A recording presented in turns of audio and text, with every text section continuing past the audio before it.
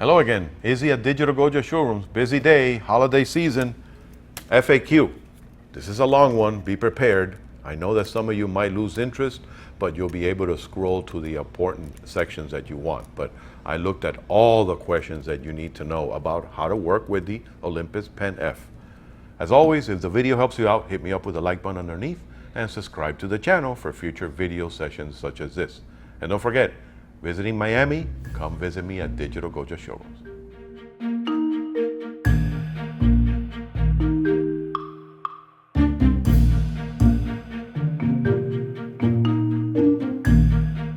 Well, let's get started with the most asked questions for the Olympus Pen-F for beginners.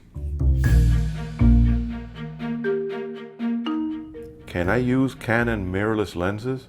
Well, that's kind of tempting, but remember, you have a vast selection of micro four thirds lenses available.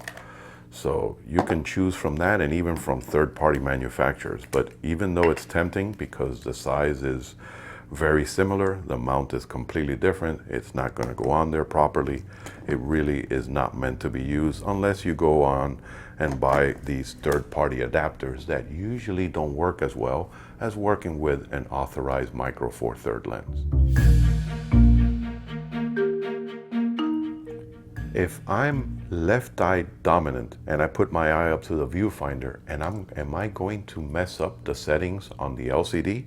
Absolutely not. Number one, there's many different options. When you do this, that disengages the LCD screen and only the electronic viewfinder now functions. And also, it has a proximity sensor. So the moment that I get close to here, regardless of whether you use your left or right eye, this is now disengaged.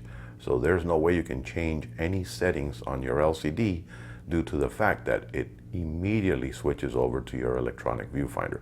Of course, that is a setting and you can disengage it, but the default is this setting, and I believe it's the best out there. Does it allow USB charging? No, I'm afraid not, but they do have a very efficient charging system. The battery, which happens to be a very popular BLN-1,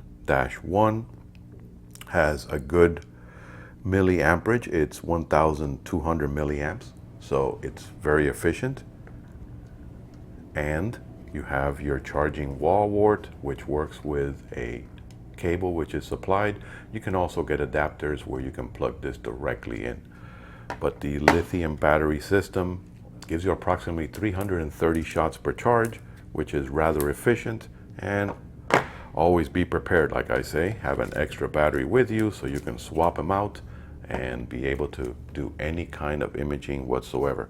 As you can see, there are some third-party batteries out there available. I've had really good results with them, but yet again, not USB chargeable, but be prepared, take extra battery and your charger along with you. Is this camera made in Japan? No, it's not, and it's subject to change without notice. Manufacturers change manufacturing facilities. It's a global economy. This one happens to be made in Vietnam, but that's neither here or there because, again, they have the option of switching production to other facilities when they need it. Does it offer digital zoom similar to Sony's clear image zoom? Well, they call it a digital teleconverter, and it's built into the system. So I again recommend having it on manual so you have full access to your menu. We're going to press the menu button, and notice in the camera shooting mode 1, we want to scroll down to where it says digital teleconverter. Now, first let's take a look at the scene without it. Notice the magnification there and the view of the lens. So let's go back into the menu.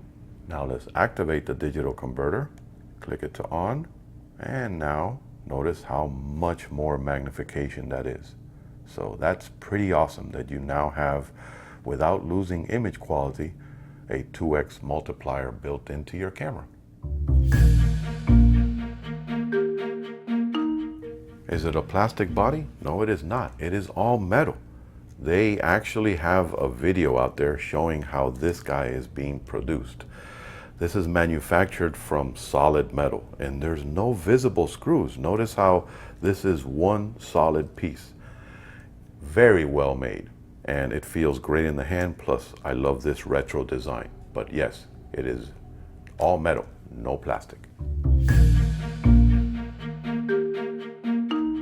What kind of memory cards can I work with this camera? Well, it's SDXC compatible, so that means you can use all these crazy new gigabytes. I mean, we're up to 128 gigabytes on these things, and it is UHS-II compatible, so it does work with the faster read-write speed cards. And it fits right down here, so you line it up and push it till it locks it in place. It has a spring-loaded feature. Don't ever let go, because I've had these things fly off. But that way you can work with beautiful cards that allow you to do full 1080 video and raw recording. As a side note, make sure you are never trying to remove the card when your camera is on and when it's writing to it, because if it's doing that while it's blinking, notice how that's when it's actually writing. You never want to remove the card while it's doing that, because that's just like ripping the hard drive out of your computer. Can I use other lenses like Panasonic on my Olympus Pen-F? Yes, remember this is a micro four thirds camera. So anything that has a micro four thirds mount, for example, here I have a Pani 12 to 32 millimeter. Notice that it has the electrical contacts. So I'm going to go ahead and remove the Olympus, set that aside, and line up the dots like we would usually do with the original. Clicks in place, disengage it because that's how this one is activated. And now I can go ahead and it focuses for me as quickly as if it was an original Olympus lens. And you even have yet another option. A company like Sigma, they've released this guy. It's a 30 millimeter f1.4 for micro four thirds. So this lens is going to work perfectly. Again, remove this guy. And now we're going to mount the Sigma, lining up the dots, right on, and there you have it. It focuses instantly, just as if it was an original, because it is a micro four thirds mount lens, and it will function perfectly with all your Olympus cameras. Can I add an audio recording to a still image? Yes, that's a really nice feature. It's become really popular in today's digital cameras, and the PenF is no different. So we go ahead and press the playback button, and there's a picture. Oh, there I am. And now you hit the OK button, and notice how you can scroll down, and you can now record an audio clip. So when you hit the start button, you can record up to 30 seconds of audio, and it'll be attached to the EXIF data of this particular image. And when you press the OK button again, it stops recording.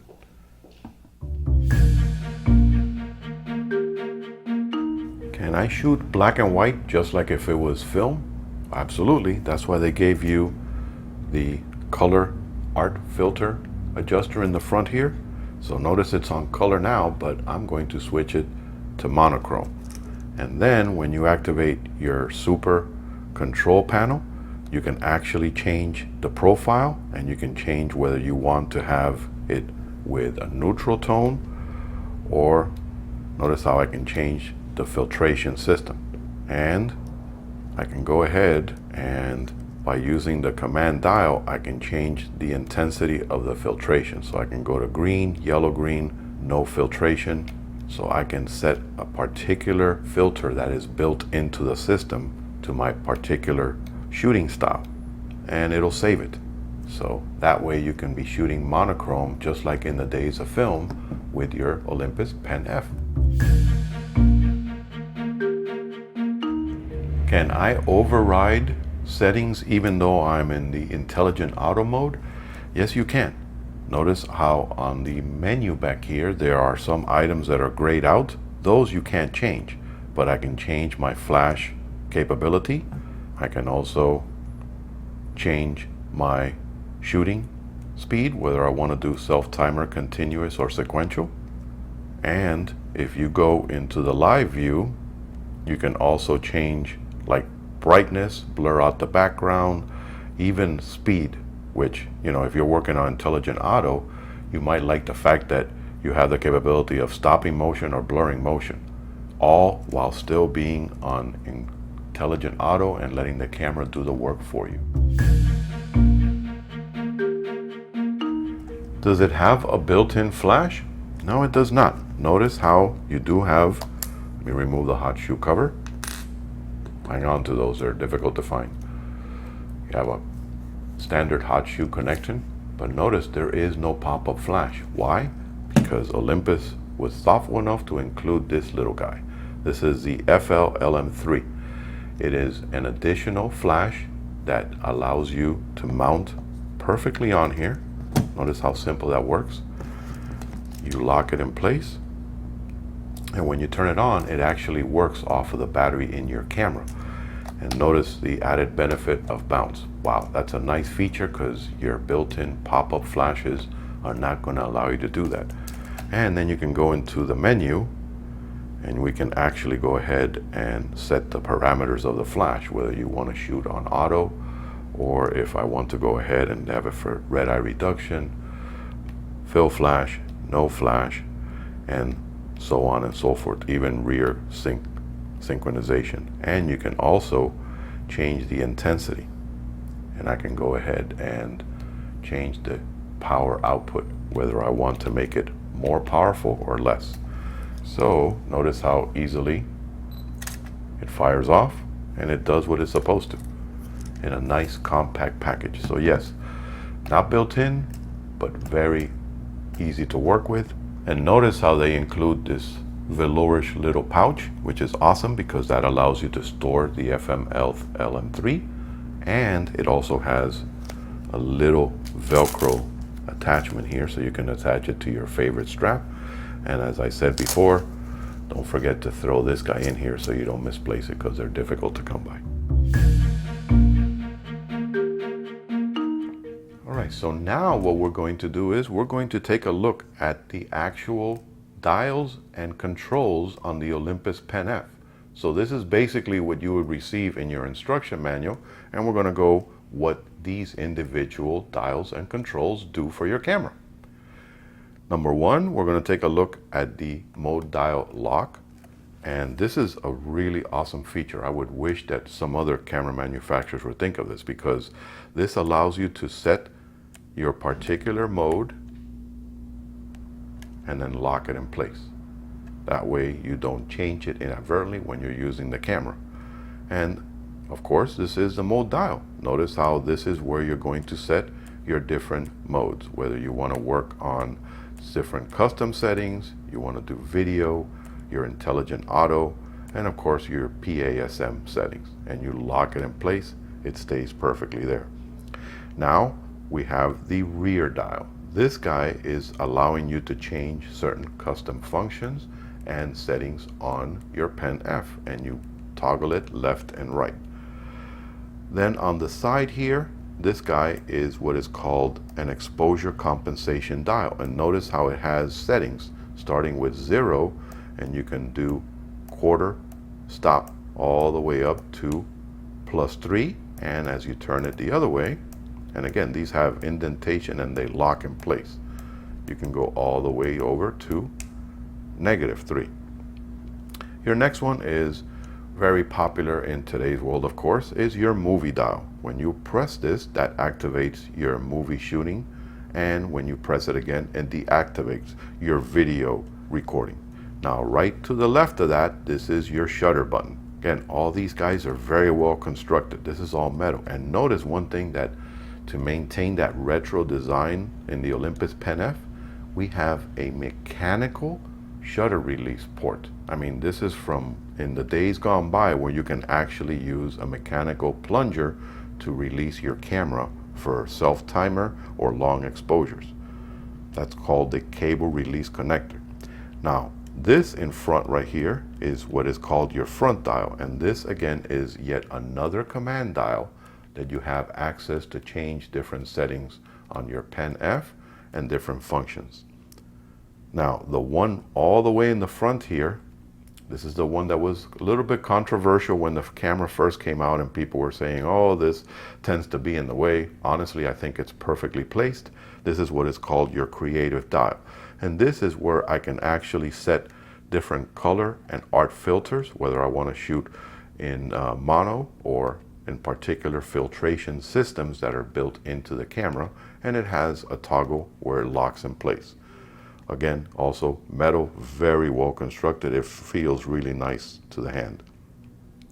Then right below here, this is your, on this side, and it's covered in that leather design. This is your lens release button. So when you depress this, you now have the capability of removing your lens,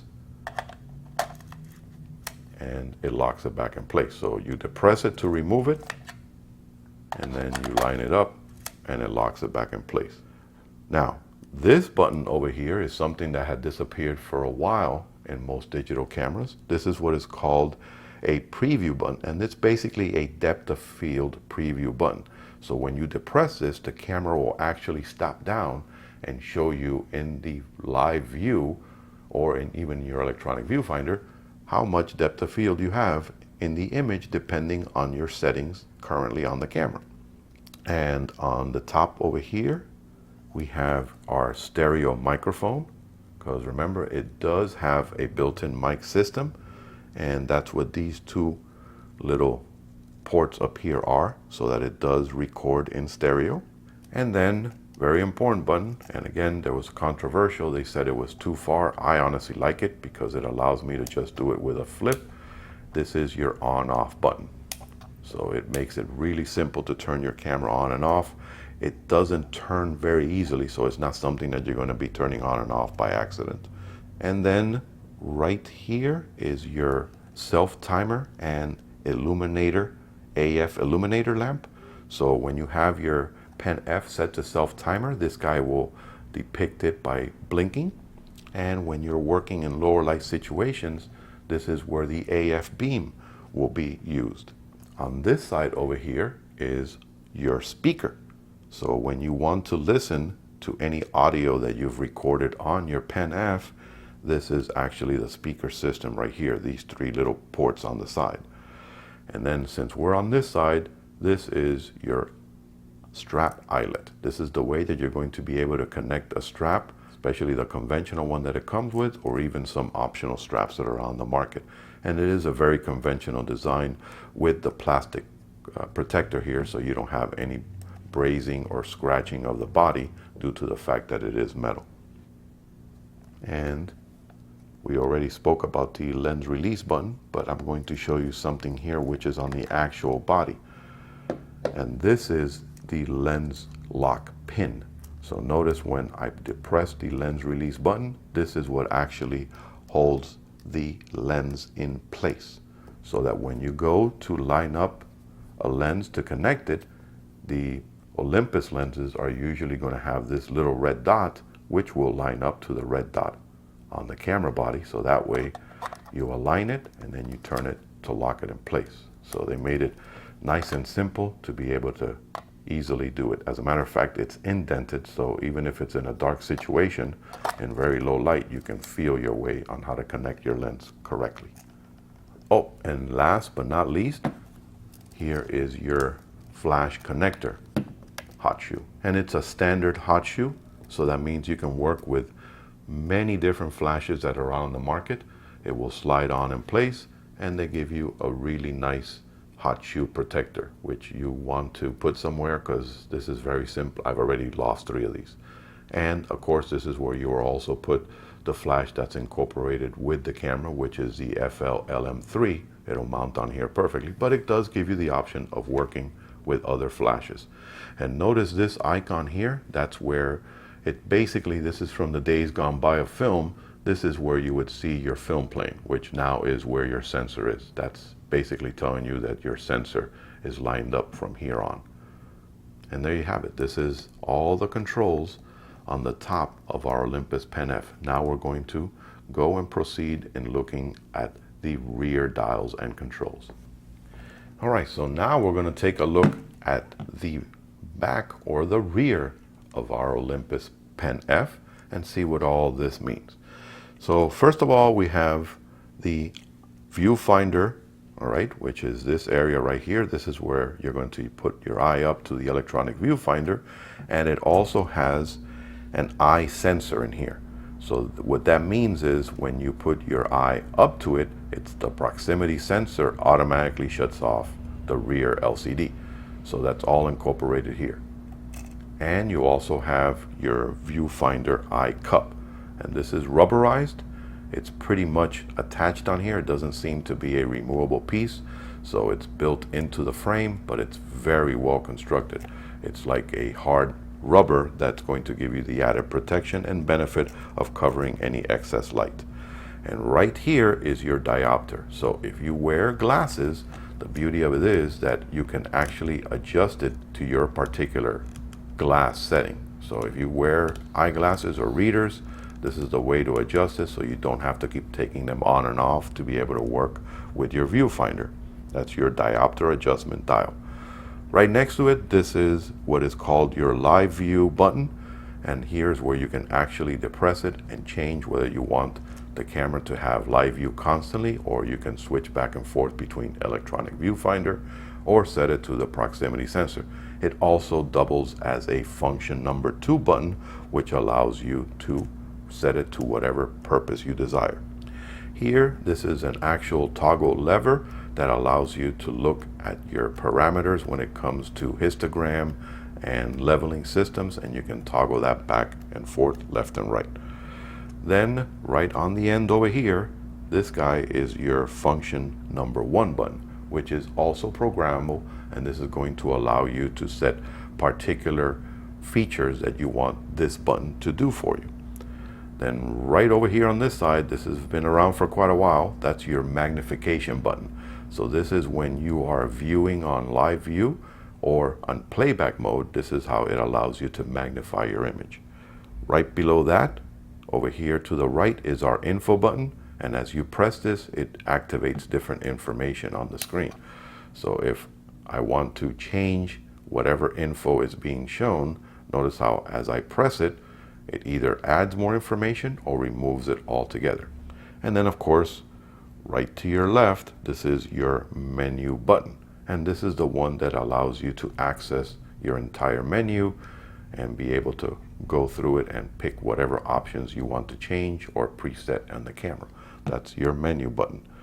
Now, right here, this is your arrow pad. And notice how when you are in the menu, you can toggle between the different folders and settings by using the arrow pad, and you can move it to the right or to the left and up and down. Now, the arrow pad itself, when the menu button is not activated, also allows you to do your settings, and you notice that they are indicated here with particular icons, and it shows you where you have for your ISO and white balance, your focusing points, your flash override, and your shooting mode, whether you want continuous, self-timer, and so forth.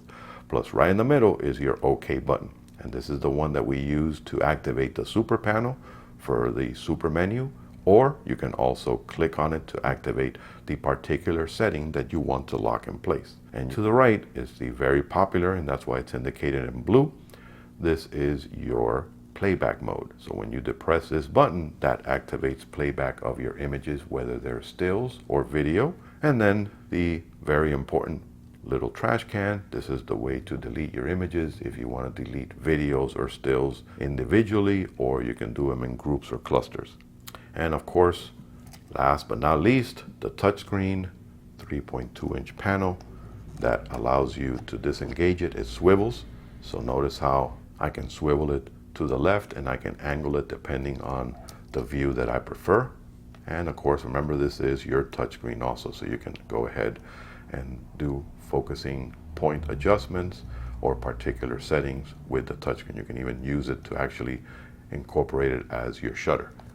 And it closes up, so it gives you that beautiful leather backing, and it gives you the safety of the protection.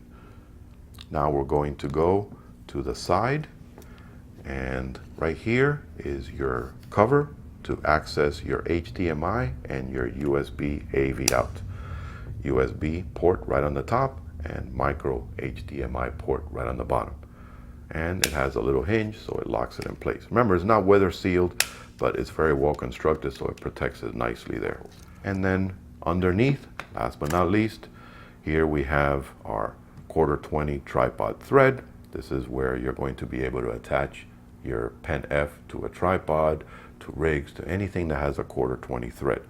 And here is the lever that releases and opens up the battery door, where we have your battery port, which is held in place by this little red connector, and of course your SD card slot. So it has a spring-loaded feature, so when you press down, that locks it in place. And there you have it. This is the bottom, side, and front and top of your Olympus Pen-F camera.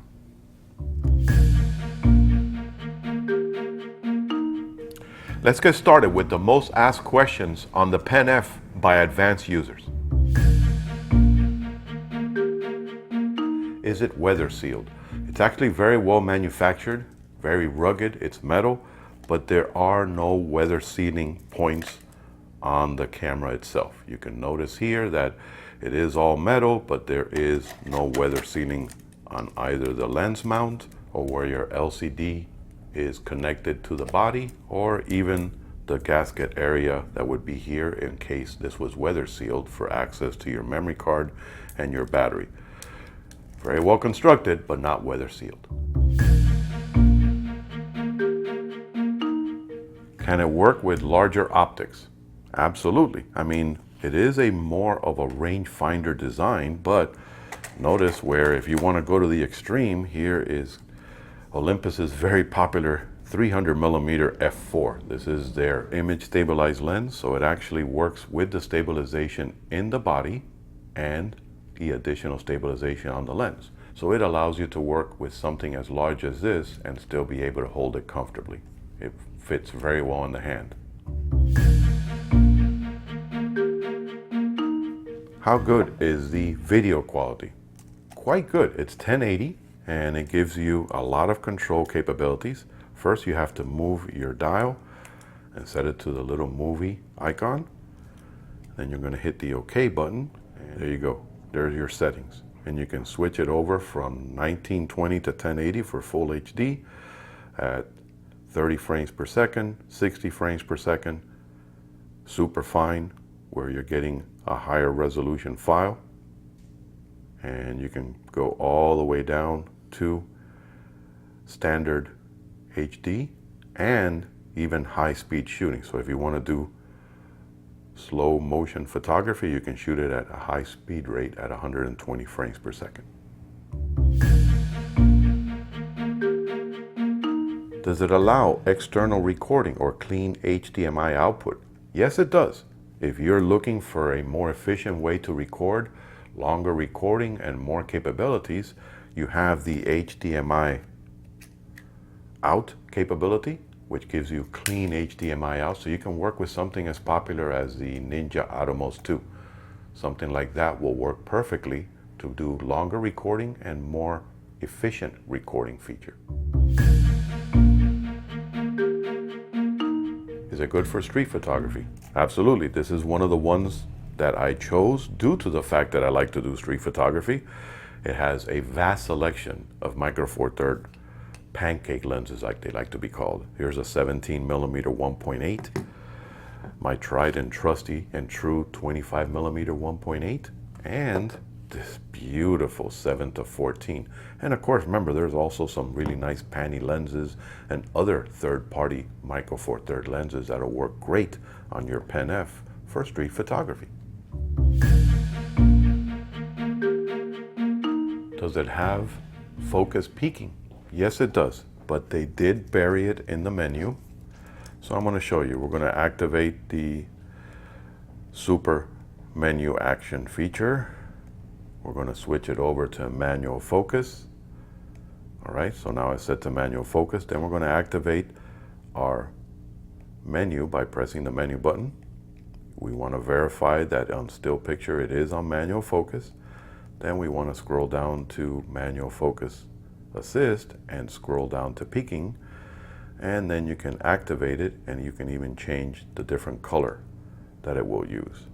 So now I have focus peaking, and it will actually give me a, notice the red outline, and that's saying that that is not in focus.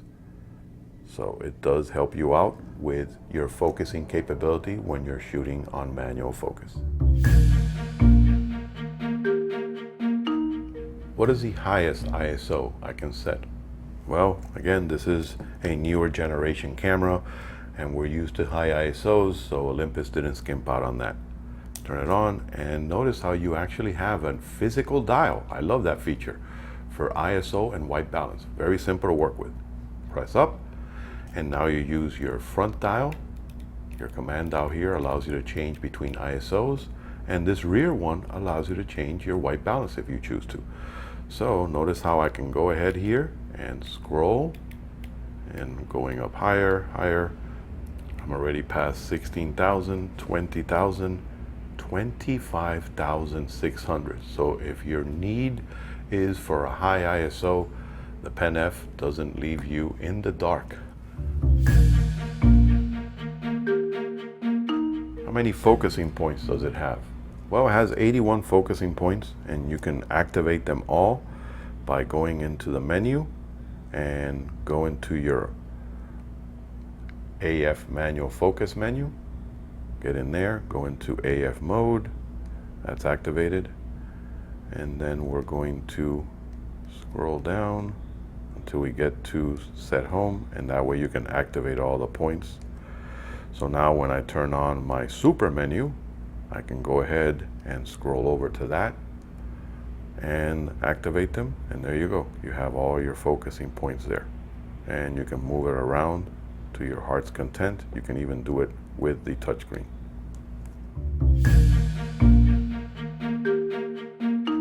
Can I assign what my function buttons do and reassign what the function is? Absolutely. That's where the mirrorless cameras like the PenF exceed over the DSLRs.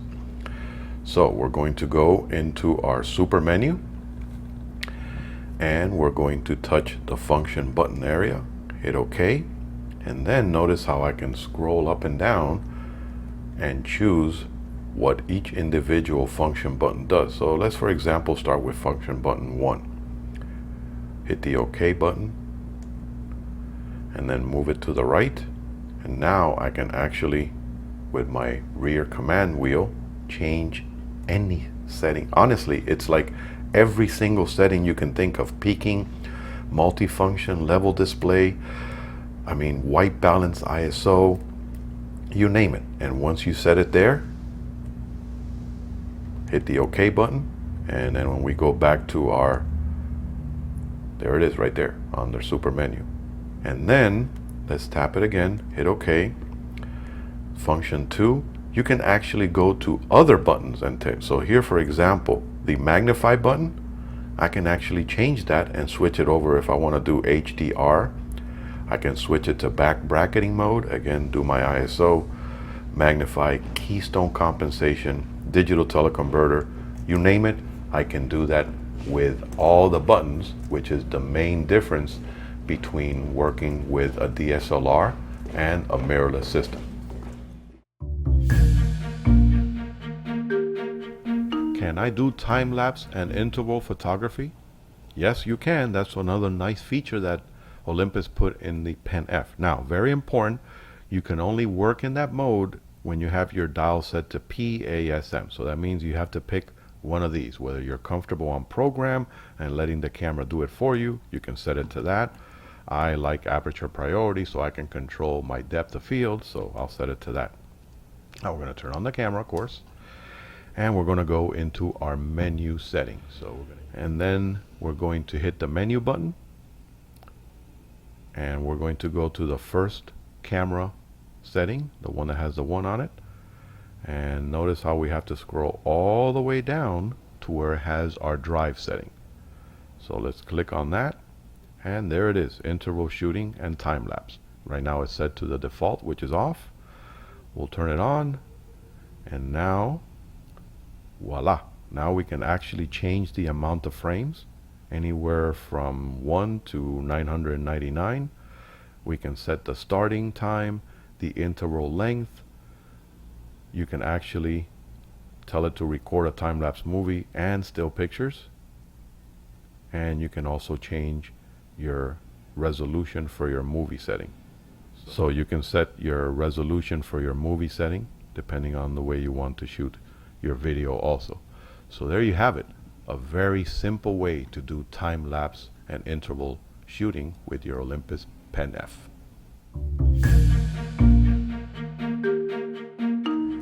Can I shoot high-speed action in sports?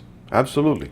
I mean, remember, the camera does have the intelligent auto mode where it will see movement and track the subject matter. But if you don't want to take that risk, it's better to go ahead and just set your camera to S for shutter priority.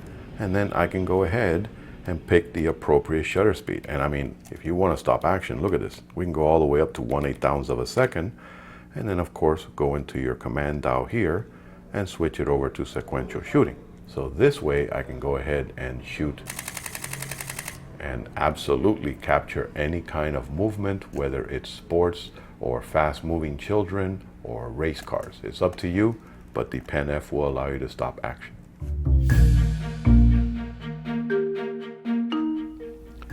Can I do multiple exposures in camera so that I get one image? Yes, you can. And they made it, again, really simple. And another one of the added benefits to the Olympus Pen-F. So, again, we're going to work with PASM. This is not going to function in the intelligent auto mode. We're going to hit our menu button and we're going to go to the second camera setting. And notice how right there you have for multiple exposures. The default, of course, is off. So now I'm going to activate the amount of frames, which is 2 frames. And then you can actually set whether you want auto gain or not so that the camera compensates for you. Or if you want to do overlay, you can actually do 3 frames, but you have to shoot in RAW to be able to do overlay. And you can actually pick the different RAW files to overlay over each other. So it even allows you to do that. So that way you can do more than just 2 frames in your exposure. So there you have it. You have the capability of creating some impressive images by doing multiple exposures in camera with the Olympus Pen-F. Does it have Keystone Compensation? That's actually a really good question, and it's pretty impressive that the Pen-F actually has that built in as a feature. Now, again, you can only do that in PASM, and Keystone Compensation, by the way, for the ones that are not used to this term, is when you're taking images of like a tall building from the bottom up and it compensates for that weird perspective, that curvature, or you want to exaggerate that perspective. Now, mind you, it's always recommended to use a tripod when you're doing this kind of imaging. And they made it really simple because, yet again, it's built into the menu. So remember, we're going to have it on PASM. I'm an aperture priority guy, so it's set there now. I'm going to click the menu button, and we're going to go into the second camera menu. That's the little camera with the 2 on it. That's your advanced options, and then scroll down to Keystone Compensation. We want to turn that on, and now when you look through the viewfinder, you're going to be able to change it by using your command dial in the front to change that perspective and the rear. So this way you have the capability of changing that weird, what they call keystoning effect that occurs with especially architectural photography. Very important to have that feature available in your camera. Can I shoot high-speed movies? Absolutely. Now first we have to make sure that we set our command dial to the movie mode to access the full menu for movie mode. Now I'm going to hit the OK button to bring out the Super Control panel, and notice right there on the bottom you have your movie settings. So using your front dial to change, I'm going to go ahead and move it over to high-speed shooting. So now it's going to record at 120 frames per second and play back at 30 frames per second to give you that incredible slow motion effect. we'll insert a short clip showing you how this feature works.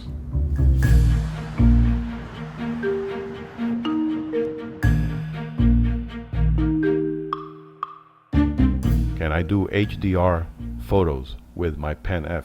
Absolutely.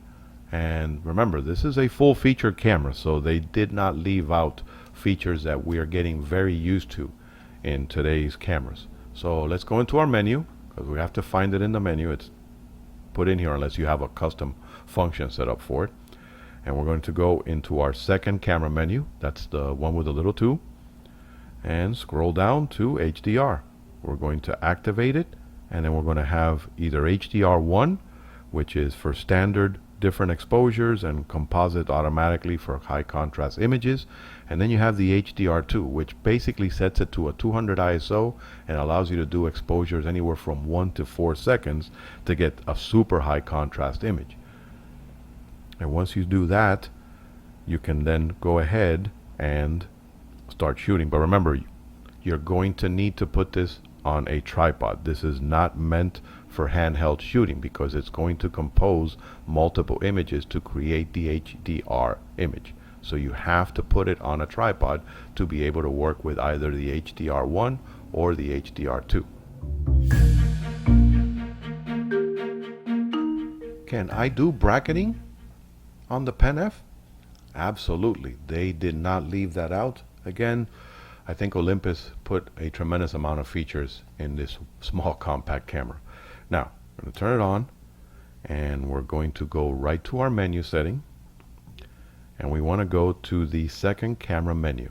All right, so when we scroll down there, now we're going to go to where it says bracketing. It's the first one there. So let's activate it, hit on, and now here's where you can go nuts. You have exposure bracketing, white balance, flash bracketing when you attach a flash, ISO bracketing, art bracketing. That means you can actually bracket the different filters that you want to use. I mean, they just thought of everything. I mean, and you have focus bracketing, which is awesome because you can set the number of shots and set the focus point differential between wide and narrow. So my goodness, this is pretty impressive. I mean, being able to do all these settings in your bracketing is very advanced. There you have it, available in your PenF. Well, I hope you liked the video on the Olympus Pen-F and you found it helpful. Please share it with fellow videographers and photographers. And if you have any questions, leave them in the comments section below. Happy shooting!